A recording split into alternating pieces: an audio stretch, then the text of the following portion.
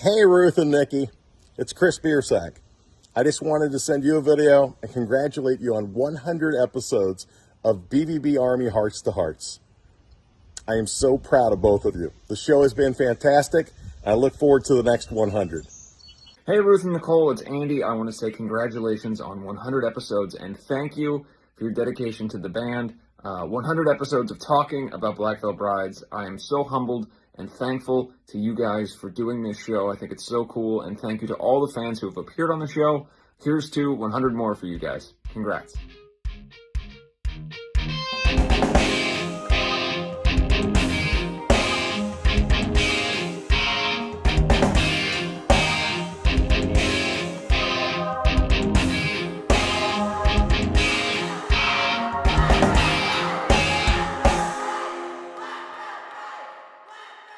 What is up, BVB Army? Welcome back to our channel, BVB Army Hearts to Hearts. I am Ruth.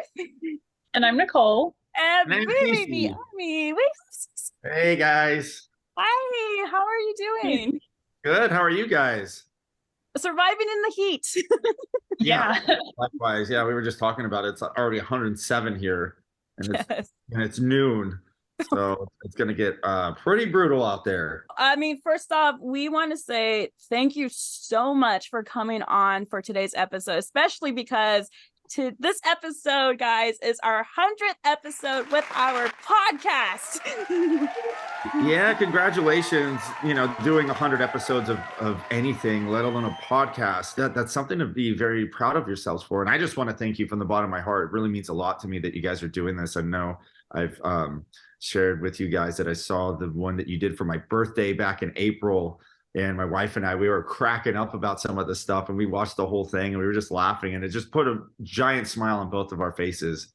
And so congratulations on 100 episodes. And again, thank you so much for taking the time to do all this stuff and, you know, talk about the band and the tours and everything in between. So thank you, means a lot to me. Yeah, of course. And I mean, just thank you for doing everything that you do for the fans and obviously Black Veil Brides. So Yeah, we're gonna get going back here in a minute. Listen, we start tour rehearsals, and then we got some tours coming up, and that's gonna keep us really busy this fourth quarter. So looking forward to seeing everybody again and performing getting it all together. So our very first question, just to kind of start off, since you just brought it up, you and your wife Alex saw the episode that Nicole and I did of your birthday trivia. Yep. What did we get incorrect? We blame the internet for that. Okay. Yeah, so I laugh about a lot of this stuff because sometimes I'll even have friends. It was really funny because here in Arizona, I don't exactly look like everybody, and I don't know, I guess I walk a certain way or will carry myself a certain way. So they're like, we were at the Apple store the other day, and somebody's like, "What band are you in?" I'm like, "Oh, what gave it away?" Not not the tattoos or the way I dress or anything. So we got to chatting and stuff, and we're walking around, and this guy's like, "Well, you got a net worth of $5 million," and I'm like, "Well, I wish. What are you talking about? That's awesome. Where did you find that information?" Because so there's lots of misinformation on the internet. One of them that made us laugh was, did you guys say that I liked jasmine tea? Was that it, or oolong tea or something like that? Okay, Cece, I was literally telling my friend Nicole this. There was a Patreon video before it got taken down of Black Veil Brides, but that one of the questions they asked you was, are you a coffee or tea person? You yourself on Patreon on the video said tea, and you said jasmine tea. I am not making jasmine tea. I said that. You said I don't that, even know if I Casey. had jasmine tea. You said that. Okay, well, if I said it, then I guess I like jasmine tea. Yeah, I can't explain that one. Sometimes throughout the years, we've been doing this, almost 14, if not 14 years now. Well, at least I've been in the band for 14 years about. I got to be honest with you guys. There's interviews, and when we were doing multiple interviews every single day, we got so sick of answering the same questions. Not that that was one of them, but there was a period when, and it was to kind of keep like the rest of my guys, my brothers on their toes. Like we'd get asked the same questions every single day, like multiple times a day, because we had such a heavy press schedule. So there was a point, I don't know who started it. It was probably me. I'm not sure.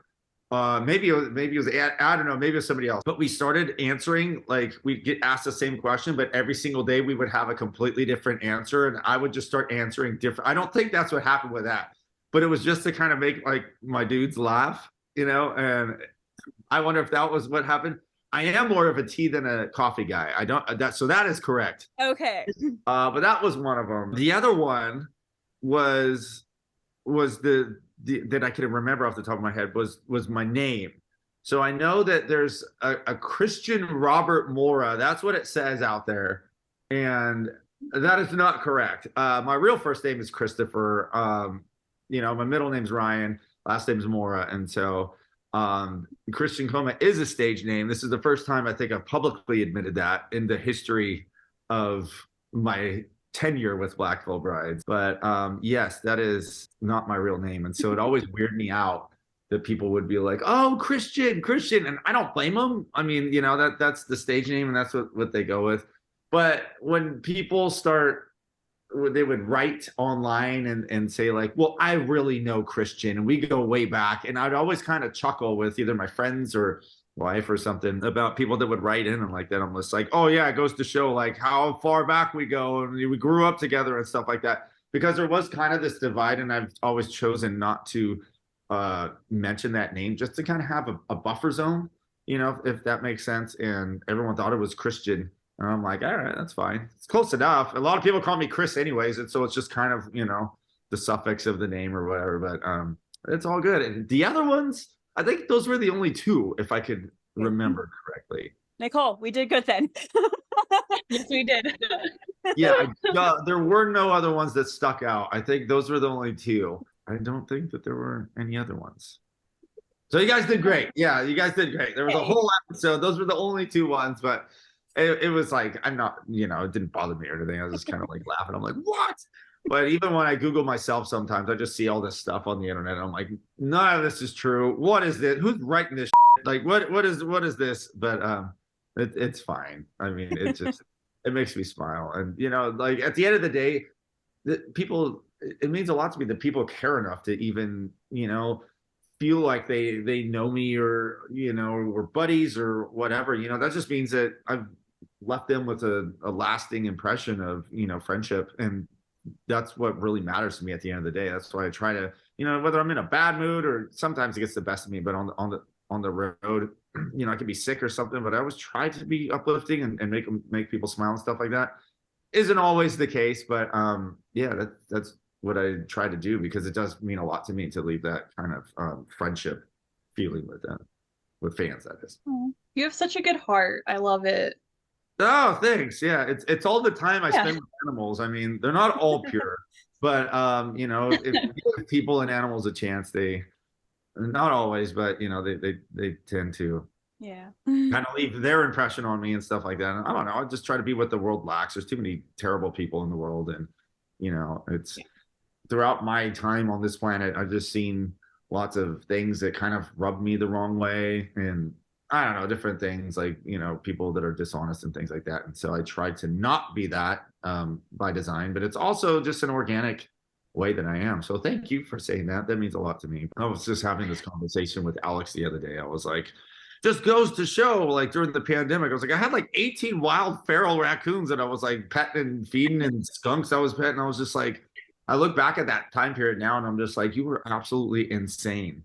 Like, what were you doing? But yeah, it was me in a raccoon onesie in the backyard when I was living in a suburb of Los Angeles, and petting all the raccoons and having fun with the wild animals. And so now I don't think I would do that, but back then it was a good time. Yeah, it was a good time back then. I had nothing else to do. So the next question that we have for you is, what techniques would you recommend people to learn when getting into drumming? There's a lot, it didn't come naturally to me. There's a lot of frustration that goes into it, because you see people doing it, you hear it, and it's kind of the disconnect between your brain and your limbs. And so it appears to be so easy, and when you really go and there's a particular beat or fill or something that you want to do doesn't exactly come out. And so that's the difficulty of learning how to play drums, is connecting your thoughts to your limbs. Once you get through the frustration, some of the techniques, learning rudiments, and what rudiments are is it's particular sticking. So like there's a thing called a paradiddle, and it's right, left, left, left. Like those are paradiddles. So if you work on those and you start practicing those with a metronome and things like that, you can kind of incorporate those to the rest of the drum set if you just start on one drum. And that's really helped me out a lot. And, you know, when I started learning drums, YouTube wasn't around back then. So we're starting to see these phenomenal, you know, child prodigies that are just incredible. And I'm like, where did you learn how to play drums? And they're like, oh, YouTube. And I'm like, oh my God, like I wish I had that when I was growing up. And so, you know, using the abundance of information that's located on the internet and things like YouTube and stuff like that, using those to your benefit could definitely help out in the long run and be extremely beneficial. And now these days, YouTube is a teacher for a lot of things, honestly. Oh yeah, I've learned a ton of stuff, and like so many people are learning so many different things. And now, you know, with the implementation of AI and, you know, artificial intelligence, it's just gone one step further, and there's so many things that are like great. I haven't even tapped into that yet. Don't. It gets crazy. Like it like literally like gives me the chills at times. Like this is too realistic. I can't. It's unbelievable. Yeah, I remember months ago I saw this guy. I don't know if it was a TikTok video or it was on Instagram. And this is before like ChatGPT got released. I don't know how he did it, or at least I didn't know about it, and it wasn't widely known about. But he said something about like write a song about this sounding like Post Malone singing it or something like that. And I was like, oh my God, this is a straight up banger. Like it was so good. And it sounded exactly like Post Malone. And then he did another one. I don't know if it was Bieber or Kid Laroi. I don't know, somebody, but it sounded exactly like them. And even the lyrical content was so on par with what they would create as musicians. It just kind of blew me away, and I was like, whoa. And then, you know, a few months later, GPT was announced and stuff like that, and, you know, some of the things coming from that are just unbelievable. And so, you know, hopefully nobody, you know, starts using that nefariously, but, you know, the inevitable will happen one day. So hopefully everything stays safe and we all use it, you know, to our advantage in a non-malicious way. But we'll see what the future holds. But yeah, I definitely need to start learning more about that and using some of those things to my advantage, or, you know, to help me out in my life. Kind of going in that same route, it's like, what is it about music that makes you feel passionate then? You know, it's I've been doing it for so long, it's kind of hard to stay motivated throughout all this time. And so, you know, going on long tours and stuff like that and getting done, you know, we've been off for kind of an extended period. And so I've just been enjoying, you know, family time and doing stuff like that, because I knew I was going to be so busy at the end of the year. But honestly, a lot of it, you know, just the creation process, getting in the studio with the rest of the guys and bouncing ideas off each other, that's really cool. Or having, you know, Jake or Jinx or whoever come into, you know, a pre-production session and hearing like their guitar riffs and having that, like, that feeling that I used to have as a kid, having my heart start pounding and racing. And, you know, there's a sense of excitement. But most of all, for me, it's kind of performing and traveling and relating to the fans. I mean, just the excitement of it all. It's unlike any other feeling that I've ever had in my life. And so it's really nice to meet everybody and hear the stories about how the music relates to them, or how it got them through a tough time or stuff like that. And just performing overall really, really, you know, is kind of why I still do it, to be quite honest. It's a lot of fun, and it's really exciting, and it's a creative release. There's a weird byproduct being a drummer, especially with this style of music. It's also like a workout, and I'm not the best at working out. You can see by how thin I always am. That's half genetics, half just my failure to work out and be on a good schedule. And I usually don't eat a lot. My diet is awful. But I've been thinking about this a lot lately. Like, I just kind of miss how much cardio I would do every night on tour and stuff like that. And it keeps me in shape, and, you know, it keeps me healthy and stuff like that. And so that's kind of an accidental byproduct of, you know, playing the music that we play and stuff like that. And so I don't know, there's a bunch of stuff that I look forward to, but I'd say first and foremost, and most of all, it would be performing and relating to the fans. You know. Yeah, I'm being honest and genuine though. That's not even like I think it's like adorable. Yeah, it's like, I think it's amazing though. It's just because like we are there, we're coming to your shows, and like you're usually the first one on stage, and so like you're getting everyone ready and stuff for the other guys to come in. And it's just like, yeah, that's what we live for. So it's awesome, because I remember myself being on the other side of the barricade and, you know, going out there and like look at, like, you guys look amazing, by the way. Your makeup looks absolutely incredible. But being on stage and seeing people like dress up and, you know, get in their makeup and wearing gloves or holding signs or whatever it is. I mean, you know, I think about like how their day was. Like, you know, they got up early, or they bought these tickets like a month or weeks in advance or whatever. Or maybe somebody was there last minute. It's like, oh, I got a free ticket. Like my buddy invited me or something. And they get all dolled up and dressed up or whatever and ready for the show. And then they go there, they wait in line. And like, I was one of those people for like, you know, my whole life. I still am. You know, I was just at a show the other day. I just saw Pierce the Veil and the Used the other day, which was a great time. And it was like, I felt like, you know, I still am that guy as well, like on the other side of the barricade. So for me, it's just really uplifting and exciting and just kind of validating, for lack of a better term, to go on stage and see everybody all dressed up and get ready and stuff. And, you know, just that they care, and that the music that we all, the five of us, have created together just kind of resonates with the fans and stuff like that. I don't know, it just really means a lot to me to get on stage and see everybody all excited and, you know, singing, you know, every single lyric and having a good time and stuff like that. It really means a lot to me. I think it's absolutely like amazing though that is a feeling that you still have and retain, and it's not something that you're ever going to forget. And you, as you said, you yourself are still a fan when you go and see other bands. And I just think that it's incredible that you don't forget that feeling, because I feel there are some artists out there that completely forget what that feels like. So I'm really glad that is still stuck with you. Oh, thank you. Yeah, I mean, I won't say it's not easy. Sometimes, you know, like when I'm on tour and say I'm sick, or I feel like I'm getting sick, or I'm just like so drained. Like I haven't been feeling great. I actually just got got COVID at that Pierce the Veil show, and I was sick. Yeah. I didn't even know it was around. And then I took a COVID test, and it was positive. I'm much better now, but I've just been sleeping so much since then. And my fever wasn't that bad. It was a very like mild version of it. It was my second time catching it. The first time I was on tour, and I caught it in Lubbock, Texas. But you know, that obviously, if you have COVID, we can't like perform or anything like that. But throughout the years before COVID, you know, if we had like the flu or a cold or something, you know, it's really hard to go out and be like, yeah, we give it our all, guys. And it's like your temperature's 101 or 102, and you know, you kind of just want to get through the show so you could go back to sleep and rest so you can feel better. And so times like that, it's a little tough. But you know, I never wanted to lose the sense of excitement or adoration I had for musicians that I looked up to. And you know, it's crazy. I was just talking about this the other day. I forget if we were playing Rock am Ring or Rock am Park in Germany. I was having lunch and catering with our old monitor guy, John. Everyone calls him JK. And we were eating, and like the main Korn showed up. And I pulled up, and like the drummer came over, and he was like, "Hey, what's up, CC?" And I was just like, oh God, like, I was like freaking out, but he like came over to say hi to me. And it's not that makes me like cool or anything like that, but it's like, if the way I looked at it is like, oh my God, if like the high school version of me saw that, you know, I used to have like Korn Blacklight poster on my wall, like I'd be freaking out, you know. And then like I see like Head over there, what's up, dude? I'm just like, whoa, hey guys. And I'm like, my mouth is all full of like pasta. I'm like, hey guys.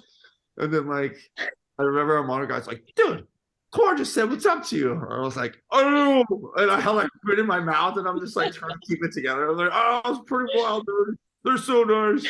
And it's just like cool to like, you know these people. And like, even I just posted a photo on my Instagram. I was joking with my buddy Mark Okubo, who's in a band called Veil of Maya, and then I wrote to Vic Fuentes, who's in Pierce the Veil. And I was like, dude, we got to get like, you know, Black Veil of Maya and Pierce the Veil and get a photo and say like Battle the Veils or something. And we were like, dude, Battle of the Veils needs to be a thing sometime down in the future. It needs to be a thing. And so like we've been joking about it, and then like I found out that Mark was filling in for a band called Don Bracco. He was on tour with Pierce the Veil. Like this was something we've been joking about for like a little bit.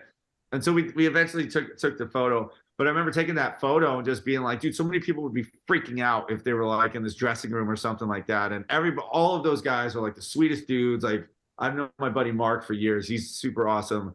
But it was just so funny because I was like laughing and I posted it, and just some of the comments I've been reading about it on my Instagram. And everyone's like, I would die. Like, oh my God, I'm crying. And they're like tagging their friends and like, make this happen and stuff like that. And so it's just kind of interesting. And I try to never lose that feeling. And you know, I always want to remember how fortunate I am to be able to do what I do, and the fact that I have, you know, you guys doing podcasts like this, and just fans showing up at the show, and like I see Black Veil posters and a ton of merch behind you, like, also it's like so cool to see all of this. Like, it really makes me happy, and I just feel very fortunate, you know, to be able to, you know, live my dream, and it's because of you guys. So thank you.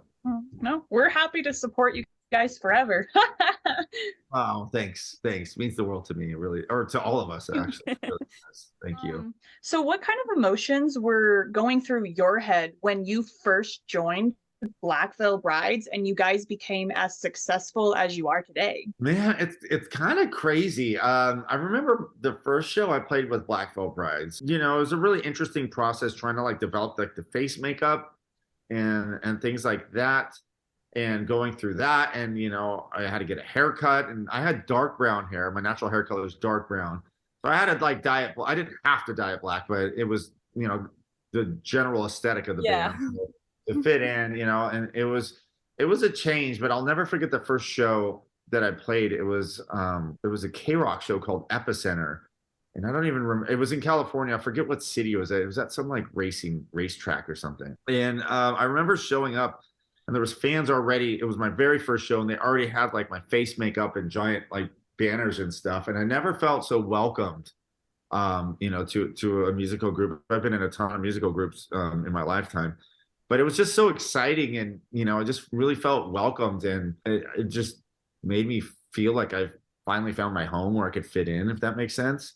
And I know a lot of fans say the same thing, but, you know, I felt the same way too, because I've been in so many different, you know, bands, and they never had as rabid as a fan base, or no, I shouldn't say rabid. That's a terrible term to use, but as dedicated as a fan base.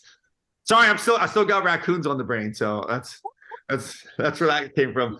But I've never been in a group that had such a dedicated fan base, and it really kind of proved to be true since day one that I was in this band and my first performance with this group. And so there was a lot of excitement, and then, you know, seeing ourselves in magazines for the first time, and then starting to win awards and overseas, and, you know, seeing the crowd size grow and grow and grow. It was just kind of rewarding. And also we just all felt like, you know, we were on the right path. Well, I shouldn't speak for the rest of the guys, but I felt like we were on the right path and stuff, and we were definitely achieving success that we all wanted to, you know, dreamt of throughout our childhoods and growing up. And, you know, I felt like our trajectory was going like that, and we were headed in the right direction. And so it was a really, really exciting time, and we had so much fun that there's kind of years that are just like, it's hard to remember everything that's happened, because there's been so much that has happened and so many fun experiences and stuff like that. But you know, it was so surreal at times, you know, when we could be in a completely different country and English isn't their first language, and they're still singing every single lyric, and it was such an awesome feeling. Well, we're happy that you joined Black Veil Brides and everything, and you guys have achieved and accomplished so much as it is during this time period, from the first album to now, The Phantom Tomorrow. And we know from just watching Jake's Twitch streams, you guys are working on a new one. Yeah. So Yeah, there's going to be lots of writing. I don't know, I haven't had any dates. There's been kind of some changes in the scheduling. I don't know if we're going to be writing or working. I'm not sure if time's going to permit.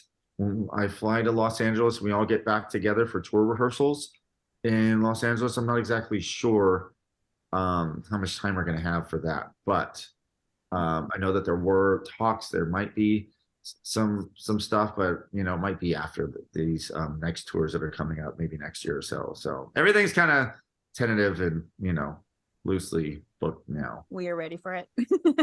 Awesome. Yeah, it should be exciting. The next thing. Obviously, you've done a lot for Black Veil Brides, but if life took you a different pathway from not being the drummer for Blackfoot Brides, what do you think you would be doing right now? Oh man, there's so many. I get asked that question. I have been asked that pretty often throughout my career. But a lot of people don't know this. I was going to college for computer science. I was really big into computers when I was younger. Like I was like a computer hacker at the age of like 12 maybe. But that was like way back when.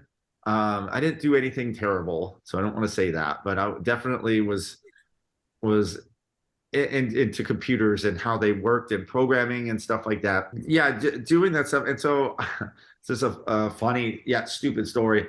I was going to a community college right after high school for computer science, and they forced me to take a ton of prerequisites. And it was like introduction to Microsoft Word. And it was like, well, today we're going to make 2 columns and you're going to write. And I was just like, dude, I am so far like beyond this. But I had to take these classes to get to these classes, to take these classes that I actually wanted and needed. And I remember I was just like, so like disgruntled, and everything was so easy. And everyone's like, just take the easy A, get through it. And I just, like, me being somewhat of a rebel, I was just like, this is BS. Like, why am I paying for these classes when I already know this stuff?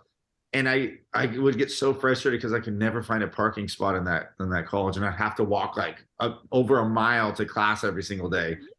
And I remember one day I was so frustrated that I was like, if I can't find a parking space today, I'm like dropping out of college. And sure enough, there was no parking. I'm like, screw it, that's it, I'm out. And so I ended up working for a hospital, or I was working at a hospital during that time.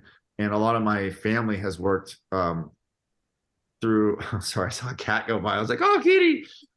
Yeah, his name's Kitty. So. Oh, really? Yeah. Yeah, maybe. Yeah, my subconscious knew that. I was like, oh, kitty. So yeah, I work for a hospital. I'm not exactly sure what I would do. I really do. Speaking of which, that's kind of ironic that happened. I really have a love for animals, and so I don't know. Maybe I would have gone back to school to be a vet or something like that to kind of help animals. But the goal is to kind of have a farm or a sanctuary for animals. I still would like to achieve that whenever this music stuff is done, and just have all kinds of animals and just be sweet to them and take care of them or rehabilitate them and get them back out in the wild if they're of that certain species where they need to be released and be wild and stuff like that. It's not for selfish reasons that I just want to have a bunch of different animals, but I always thought that would be so cool. Like I try not to go to zoos and support animals in captivity, but I have been to some animal sanctuaries where animals have needed to be saved because people bought them on the black market and couldn't take care of them, or what have you, all different things like that. But seeing all these animals, and I don't know, I just love animals, and I'm so grateful that I'm with someone that feels exactly the same. So that's the plan whenever this music stuff is done. And so we'll see what happens, but hopefully one day I have a farm with a bunch of cool animals, or a sanctuary where I take care of animals, something to do with that. I think that would be a really fulfilling thing in my life to do that, is to take care of animals that are less fortunate or need help or something like that. I absolutely love that, because I'm a huge animal lover myself. And when you said that there's a possibility that you could have been a veterinarian, I wanted to be a veterinarian, but I don't have the heart to put animals down. I think I would be bawling my eyes out every single time. That's the only thing that drove me away from being a veterinarian. I don't have the heart to see them die. Totally. And I never want to get callous to that fact either, to where I could just put down any animal, and I'm so used to it that and you see the owners crying and you're just like, well, there it is, all right, next one, hey hey, so and so. Like, I wouldn't be able to do that. Excuse me. Like, I would be so affected. I mean, I woke up today thinking about how I'm still not over like my dog's dying like several years ago. And that was like the first thing I woke up thinking about today. And it's just like, I don't know, like really like breaks my heart. I wouldn't be able to do that either, like put animals down. That definitely has to be one of the hardest things to do in that profession. And yeah, I wouldn't be able to do that either. Animals are literally our children. They give you unconditional love, but when their time does come, there's the rainbow bridge. They're there. Yeah, they're waiting for us, and when we come to them, they'll just know, they'll run to us, lick us, whatever they do to us. And so I miss my baby girl every day, Sido. So yeah. Oh, it's so sad. It's so sad. How would you describe your development as an artist? I think there's always a natural evolution that artists tend to have. But my natural evolution, I mean, my tastes in music have changed. I used to listen to a lot harder music and metal and metalcore and stuff like that. And more recently, it's become more, dare I say, like EDM and pop, or like the chill station. That like there's a Sirius XM station called Chill, and I always listen to that because it's so mellow and it's kind of like, it makes me like, oh, like, whether my day will suck or not, I'm just like, oh, this isn't so bad. And that started when I lived in Los Angeles and I'm just stuck in traffic for hours every single day. And it kind of just got me through the drives. It was just like so mellow. And they had a bumper ad that says that it was scientifically proven to reduce stress and anxiety. And I'm not exactly sure if that's true, but I did hear it on that station. So I was like, oh, I'm going to listen to this station. So it just kind of made it every drive and stuff like that more relaxing and enjoyable. So my musical tastes have kind of changed. But early when I was learning how to play drums, I was really into jazz, that some people know.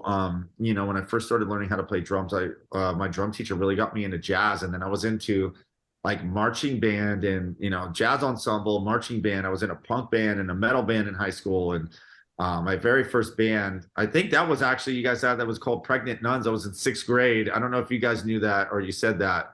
Wait, what was the name of it? It was called Pregnant Nuns. It was like my very first band ever, and I was in 6th grade. And I started it with, I started it with one of my buddies. His name was Rocco. And we actually still talk. I just signed a couple months back. I sent him like a signed symbol, and he was like losing his mind. So we still keep in touch. We're not super close anymore, but we still keep in touch. And I remember meeting him on the very first day of 1st grade. So in 6th grade, we ended up starting a band together.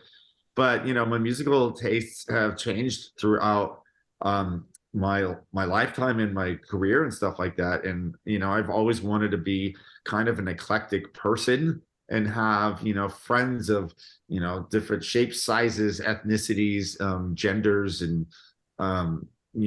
religions and sexual orientations. I just feel like there's something to learn from everybody, and I use that same type of mentality and relate it to music. Something that I could definitely learn from any type of music. Like my wife listens to a lot of like oldies and stuff like that. Like she listens to Elvis. We were driving around and she put the Grease soundtrack on the other day. And she was like, oh, if you really hate this and you don't want to listen to this, I'm like, no, it's fine. She's like, I've just been really into my oldies. And so, I mean, there's something that I could pick up from that, whether it's a vibe or a lyric or, even a chord progression or something like that. Inspiration strikes at the strangest of times, and when you least expect it and stuff like that. And so I listen to all kinds of stuff, and the more diverse my musical taste can be, the better off I feel like I am as an artist. Okay, so I don't mean to put you on the spotlight with this question. Oh boy, here we go. But I've been wondering, fans have been asking me, fans have been wondering on too, will you be having your meet and greet for these coming up tours here soon? Yes, I will be having my own personal meet and greet. I believe I'll be changing the name to Christian Mingle just because it's ridiculous. I think I'll call it something different.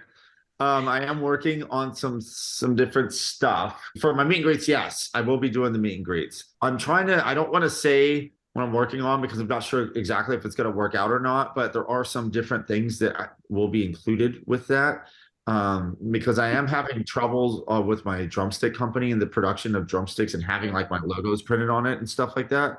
And so I'm not sure if I'm going to be able to have like drumsticks with like my signature and stuff on it, because just I've been working on it ever since last year, and it's just not, I don't know, there's just been some issues with that. I'm trying to develop something or offer some other things that I could give. Obviously, I'll be giving away, like the headbands that are hand signed that I've used for that night, but I will be doing the meet and greets where you could like snap a photo, have a conversation and stuff like that. To me, I always loved doing those things because it was just a way to relate closer to the fans and kind of connect on a more personal level.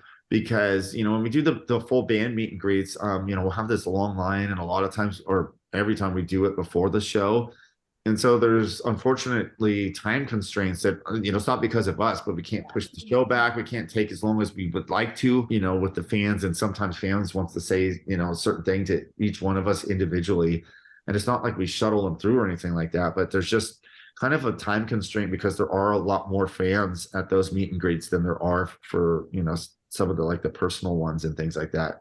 And so I'm looking forward to doing that, and I will be offering those very soon. So Yay. yes, I will be doing those. Yes. And fun fact, Nicole and I will be going to the Spokane show when you guys are back on tour, October Awesome. 15th, I want to say. Yes. Yeah, I think I was talking to you about the date. Well, I don't know. I'd have to go through my emails for the but I think I was talking to you about the dates. It's going to be a good time. And you said it was like a new venue, right? Yeah, you guys are performing at a new venue here in Spokane, Washington. I've never been to it, so because you guys typically go to the Knitting Factory, but now you're going to this one, so I'm like, oh, it's new for all of us. Oh, awesome. Yeah, it's going to be a lot of fun. I love playing new places, and it's the strangest thing. I don't know if I've told you this before, Ruth, but there's all these times, you know, we've done so many shows. I don't even know what the total count of shows that we've done, you know, over a decade. That I don't even know. But there's the weirdest thing that happens with myself. I will be at a venue and people will be like, oh, you remember this place? And I'm just like, no, I don't. And it looks completely unfamiliar because we played so many. And all of a sudden I could be at that place for hours. And at some point I'll just turn a corner and then it just hits me like that. And I'm like, oh my God, it's the weirdest thing. And I'll be like, oh, and I'll remember the whole night. I'll be like, this happened, and then this happened, and then I said this, and then blah, blah, blah, and then this, and this, and this, and then we went out and did this, and it's the weirdest thing. And so it's kind of cool to have new venues. I also like when that type of thing happens, and I'm like, oh, I remember like last time we were here, like, you know, X, Y, and Z happened or whatever. But it's always cool to have new venues and stuff like that. And you know, I know last year we played some venues that we haven't played before, and so it's always nice to get into some different rooms and, you know, see some newer venues and stuff like that. No, I mean, we're honestly excited for this new tour that you're doing with VV and Dark Divine and everything, and like, places you're going to. We're excited for the set list. CC, please fight for Blackbird. That's all I have to say. You know, I have the songs on the text message. I'm not sure if that one was listed. You know, I will not. There's so many songs you guys got to learn. You know, I haven't been playing drums in quite a while, and there's like, I was just looking at that. I'm like, oh my God, like this happens before every single tour when I have an extended period of time off. I get this like anxiety, and I'm always like, I'm not going to be able to do it. I'm older now. I won't be able to do it, and it always ends up fine. But you know, now that I live in Arizona, it's too hot to go running. So like, I used to train and go running on the beach. And I'd have that like nice ocean breeze and stuff. And it was a beautiful scenery. Like now, if I go running outside, I'll just die.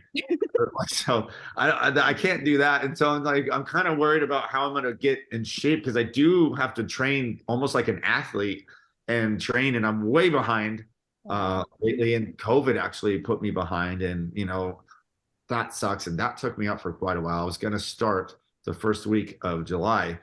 But now I'm just kind of worried about like where I'm going to run. I'm looking outside and it looks beautiful, but I just know once I open that door. Early in the morning, late at night.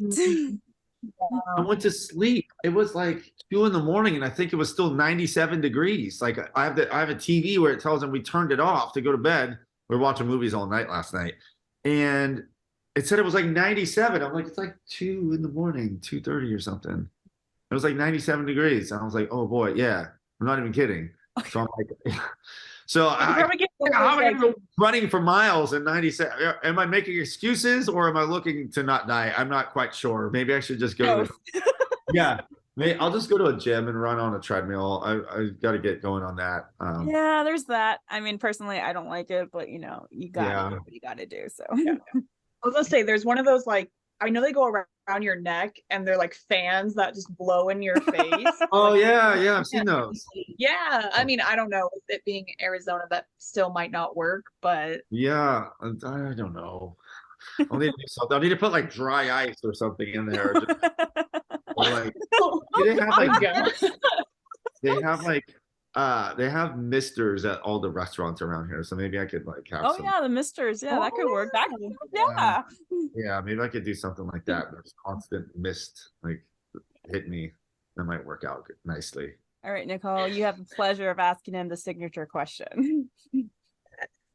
So one of the last questions that we have for you is a signature question that we ask all special guests that come on. So if you could have any 5 liquids coming out of each of your finger, what would they be and why? 5 liquids?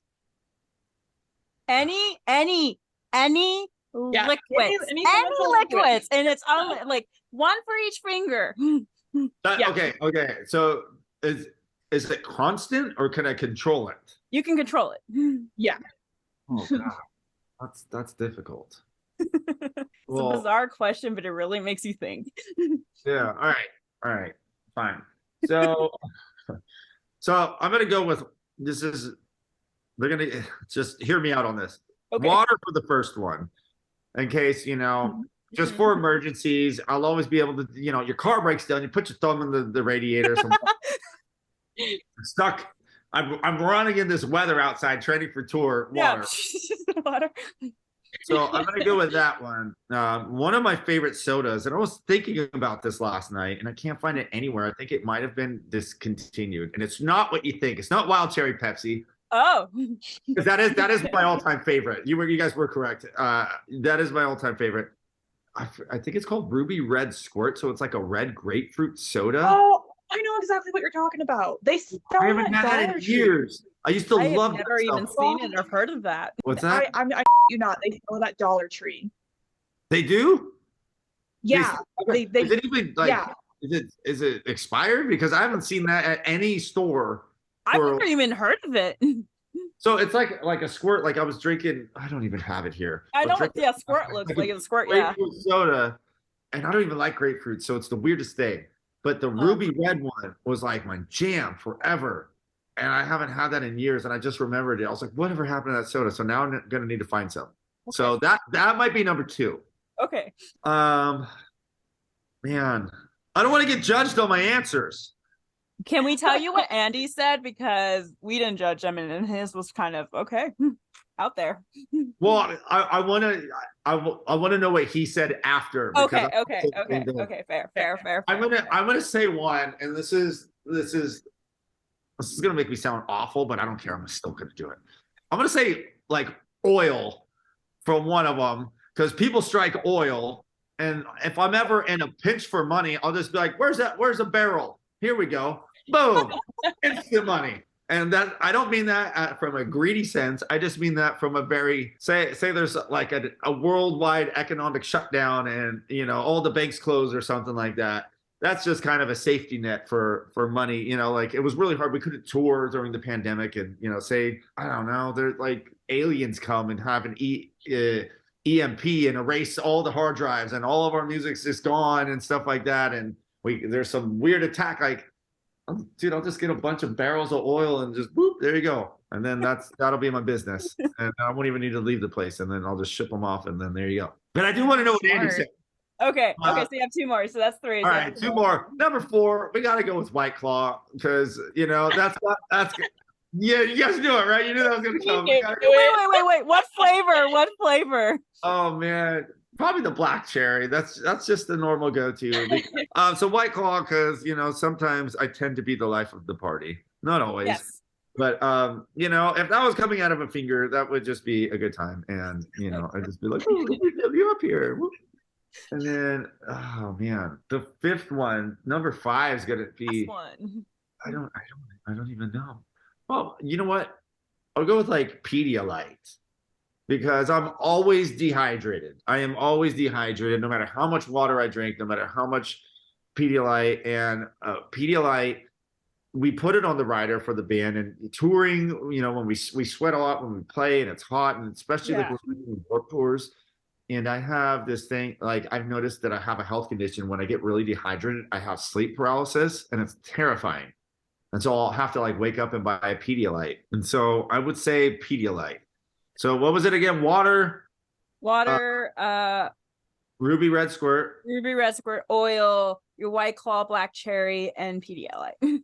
Yep, that's it. What was Andy's answers? Now I'm curious. Okay, so Andy was very particular on which liquid came out of each finger. So pointer finger is barbecue sauce. Oh, yeah. The middle finger would be honey mustard. Thumb is olive oil for cooking. Oh, that's good. Ring finger is water. I feel like water is a staple for this question. Yeah. And then his pinky would be his favorites, ice ice cone. Yeah, ice cone syrup called Tiger's Blood, which is like a pineapple cherry. I can't remember, something like that. So yeah. That sounds So awesome. he said like if he had any amount of ice, he would just boop, there you go. Oh yeah, that works out. Those are good ones. I didn't even think about hot sauces. Damn it! Oh man, yeah, that changes the whole game. I'm glad though, because I would have redirected everything. I would have been like, wait, yeah, because I'm a pretty insane hot sauce connoisseur. So yeah, but maybe not though, because if I was wake up and I'm like, came out while I was sleeping. Solid. I think your answers are solid. Yeah. Yeah. I'll stick with what I got, but those are really good though. Yeah. Okay, so to kind of wrap it up, we do have this very small game to play with you. So I will pull it up. I do need your favor to you to close your eyes because of the transition of it. So Okay, got it. Nicole, you keep an eye on him. Okay. All right, you are good to go, sir. You can open your eyes. Okay, guess the critter. Yes, guess the critter. So I actually do this with my students when I talk about textures and stuff when it comes to animals with their fur, scales, and everything else. So what we have here are 11 critters. The first slide it's like a zoom up of the critter's eyeball and stuff. So you got to guess which critter this eye or fur or whatever goes to. Okay, let's do it. All right, let's see if you know your critters. That's a raccoon, no? Or wait, that'd be too easy. Okay, so that might either be a raccoon or a sloth. Final answer. I'll go with raccoon. I'll go with my gut. You are correct.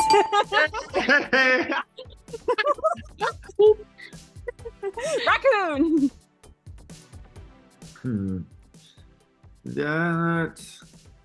That looks like it's gonna be like a mouse or guinea pig. What is it? Ferret. I'll go with mouse. I'll go with the mouse. Ferret. Oh man, I almost had it. Oh, I almost had it. That's a skunk. Yeah. That one was pretty easy. Yeah, that's a skunk. I know those cute little faces anywhere. I'm gonna go with the pug. That's a pug. God damn it, he's good. I know. I always boop the little animals. That would be a possum. He's nailing it. Yeah, that's a possum. Man, I should have said expect ferret for that one. I was thinking it was a ferret, but I messed up. Ooh. Oh boy. Oh man, I want to say hedgehog, but I know that's not true because it's furry. Or is it a hedgehog? Oh god. What is that?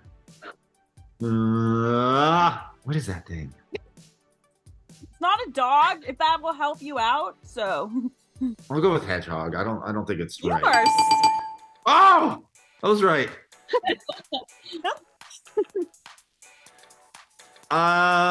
Wait. Is that a capybara? Capybara? Yeah. Ah, nailed it. Oh man. Chewbacca. No, I don't know what that is. I see him. This is what the pet store, guinea pig, gerbil. What's the ones with like it's one of those deals, right? Guinea pig. It's not. It's a baby cow. Oh wow! I didn't. Yeah, I don't. That's so cute. Look at that guy. Hi, little cutie. Yeah, I would have never guessed that one. Is that a fox? Is that a fox? What does the fox say? Or is it a red panda? I'm gonna go with red panda. Damn. Yeah. Killing it. Oh boy. Okay, so it looks like it's upside down. Or maybe I just did that to confuse you. Oh man, what is it? Can't be a bat. I was gonna say it's a bat, but it's brown. Are there brown bats? Eyes are too close together. What the hell is that thing? I'm gonna go with a bat. I'm gonna go with a bat, and maybe that's It's why. a fruit bat. Yep. I didn't know. Yeah, I was like, are there brown bats? They're brown. Some of them are brown. Yeah. I think this is our last one. All right, let's see what it is. Holy hell. That looks like a Sphinx cat. Is it? Yep. Yes, it's my Sphinx That's cat. her Sphinx cat. Oh, is it? That's her Sphinx cat Ender. Wow, that's so cute. Hi, little cutie. Cuties. You have to bathe them and stuff. Yeah, so Sphinx cats have to get a bath at least once a week. If you give them a bath more than once a week, you'll actually dry out their skin and everything. And they're basically like having infants, because when they go potty, you do have to wipe their butts. If you don't, you will have poop on everything. And you have to clean their ears and their toe beans every day. Wow. That's really interesting. Yeah, my wife wants one of those, and I was like, "What?" And she was telling me some of those things, and I was like, "Really?" She goes, "Yeah, you have to give them a bath once a week." And she was showing me, looking at some on the internet, and yeah, that's wild. I can say they are like the most lovable and clingy cats, though. Like, they always want to snuggle, they always want to be around you. So if you're looking for an animal that just loves love, like, they are the perfect animal. Yeah, for sure. Well, maybe we'll get one. We have 4 cats now, but we're gonna go up in numbers. I was gonna say, what's one more, right? Yeah, right. This one's walking by us. Oh, you finally got out, did you? No, I just want to say thank you guys for having me on the show. Congratulations on 100 episodes. It really means a lot to me that I'm your guest for your 100th episode. Thank you for everybody for your support, and both of you guys for everything you do for the band and stuff. It really means the world to me. So thank you, and I look forward to seeing you and everybody else on tour in the forthcoming months. Did she freeze? Oh no, she froze. Oh no, it's right at the end. I'm so sorry. I did not mean to like ruin anything. Oh, you're good. You can't control it. It's all good. I'm surprised nothing's happened. My laptop has had so many issues as of late. So yeah, you're totally fine.